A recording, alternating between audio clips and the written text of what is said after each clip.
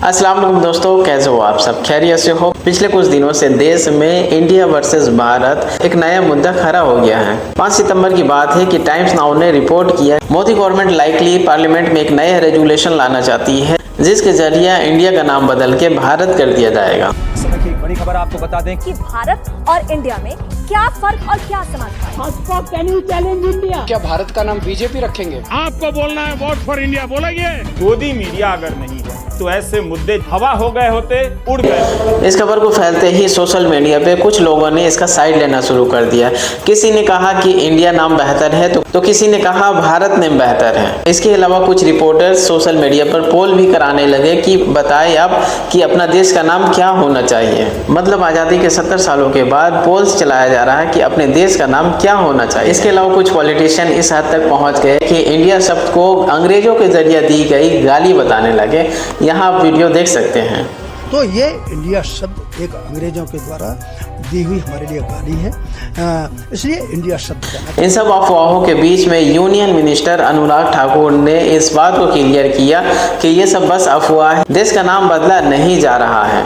अब सवाल ये उठता है कि आखिर इस मुद्दे को क्यों शुरू किया गया और इस कंट्रोवर्सी के पीछे असली वजह क्या है। इसके अलावा इंडिया को भारत से लड़वाने का काम क्यों किया जा रहा है, आइए समझते हैं आज के इस वीडियो में। सबसे पहले ये क्लियर कर लेते हैं कि अपने देश का नाम एक्चुअल में है क्या, इंडिया है या फिर भारत है। मुझे यकीन है आप सभी को मालूम है, लेकिन मैं उन लोगों को डाउट को क्लियर करना चाहता हूँ जो कंफ्यूज है कि अपने देश का नाम इंडिया है या भारत है। कॉन्स्टिट्यूशन ऑफ इंडिया का फर्स्ट आर्टिकल का फर्स्ट लाइन क्या कहता है? India that is Bharat shall be a union of state. ये लिखा गया है हमारे कॉन्स्टिट्यूशन के इंग्लिश वर्जन में, लेकिन संविधान को हम अगर हिंदी वर्जन में देखेंगे तो कॉन्स्टिट्यूशन ऑफ इंडिया का आर्टिकल 1 के पहली लाइन में लिखा गया है भारत अर्थात इंडिया राज्य का संघ होगा।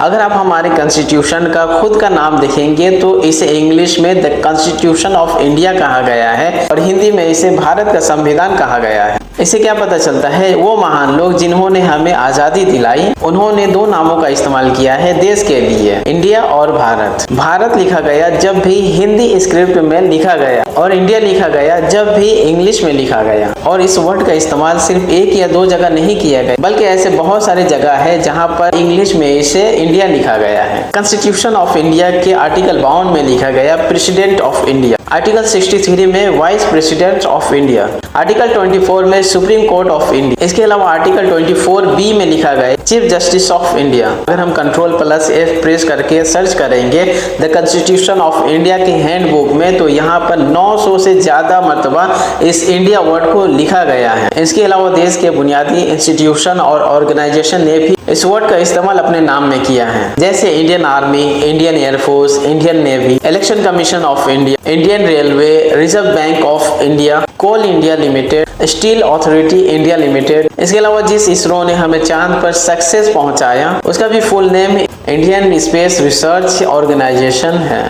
हमारे इंडियन पासपोर्ट अगर आप देखोगे उसका फ्रंट में क्या लिखा हुआ है, इंग्लिश में लिखा हुआ है रिपब्लिक ऑफ इंडिया और उसके ऊपर में ही हिंदी में लिखा हुआ है भारत गणराज। तो ये पैटर्न आपको अब तक क्लियर हो जाना चाहिए। हमारे देश का नाम हिंदी में जब भी लिखा गया भारत लिखा गया और इंग्लिश में जब भी लिखा गया इंडिया लिखा गया। अब ऐसे 2 अलग अलग भाषा में 2 अलग अलग नाम का इस्तेमाल करना कोई अजीब चीज नहीं है। एक देश को 2 नामों से बुलाया जा सकता है और ऐसे एग्जाम्पल बहुत सारे आपके सामने में मौजूद है। चाइना देश को बाकी दुनिया चाइना कहती है क्योंकि चाइना इंग्लिश में इसे कहते हैं। चाइना का जो सिटीजन है वो लोग चाइनीज में जब भी आपस में बात करते हैं तो चाइना देश का नाम जोंगू कहकर ही पुकारते हैं। इसके अलावा जापान को इंग्लिश में पूरी दुनिया वाले जापान के नाम से जानते हैं, लेकिन जापानीज लैंग्वेज में जापान कंट्री का नाम निप्पो कहा जाता है। अब लिखने को मैं निप्पॉन लिख सकता हूँ, लेकिन इस वर्ड की असली प्रोनाउंसिएशन इंग्लिश वर्ड में नहीं आ सकती है। इस शब्द का असली प्रोनाउंसिएशन निप्पो होता है। ठीक ऐसे ही चाइनीज में चाइना कंट्री को जोंगू कहा जाता है,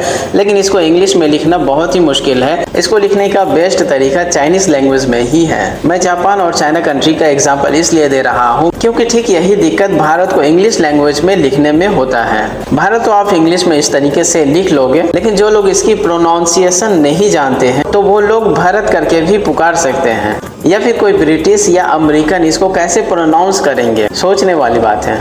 यही कारण है संविधान लिखने वाले महान लोगों ने भारत लफ्ज का सिर्फ हिंदी भाषा में इस्तेमाल किया। एक कंट्री का दो अलग अलग भाषा में नाम हो सकता है और ऐसे एग्जाम्पल बहुत सारे हैं। जैसे कि जर्मनी को हम इंग्लिश में जर्मनी कहते हैं, लेकिन जर्मन लैंग्वेज में जर्मनी को डच लैंड कहा जाता है। जर्मनी कंट्री का अगर हम इंग्लिश में फुल नेम लिखेंगे फेडरल रिपब्लिक ऑफ जर्मनी, लेकिन अगर हम इसको जर्मनी लैंग्वेज में लिखेंगे बॉन्डेस रिपब्लिक ऑफ डच लैंड कहा जाता है। ठीक वैसे ही जैसे हमारे इंडियन पासपोर्ट के फ्रंट पेज पर रिपब्लिक ऑफ इंडिया लिखा जाता है और हिंदी में भारत गणराज्य लिखा जाता है। एक बीजेपी लीडर हरनाथ सिंह ने इंडिया वर्ड को लेकर क्या कहा, यहाँ आप सुन सकते हैं। तो ये इंडिया शब्द एक अंग्रेजों के द्वारा दी हुई हमारे लिए गाली है, इसलिए इंडिया शब्द है। इंडिया शब्द एक गाली है जो अंग्रेजों ने हमें दी है, ये कहना था बीजेपी के लीडर हरनाथ सिंह का।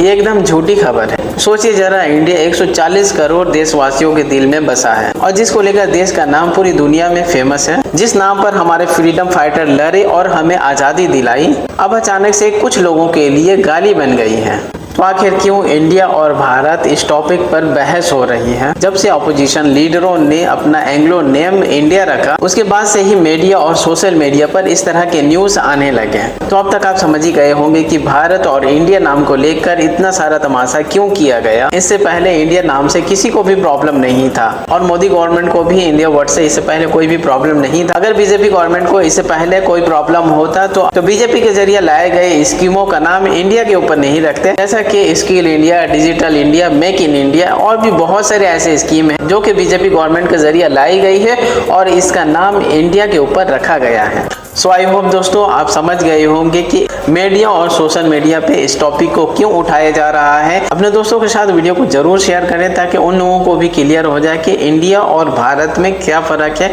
इसके अलावा चैनल पर अगर आप नए आए हैं तो चैनल को सब्सक्राइब भी जरूर कर दें, क्योंकि इस चैनल पर मैं आप लोगों के लिए इस तरह का इंफॉर्मेटिव वीडियो लाते रहता हूँ। और वीडियो से रिलेटेड कोई भी क्वेश्चन हो तो आप मुझसे कमेंट बॉक्स में पूछ सकते हैं।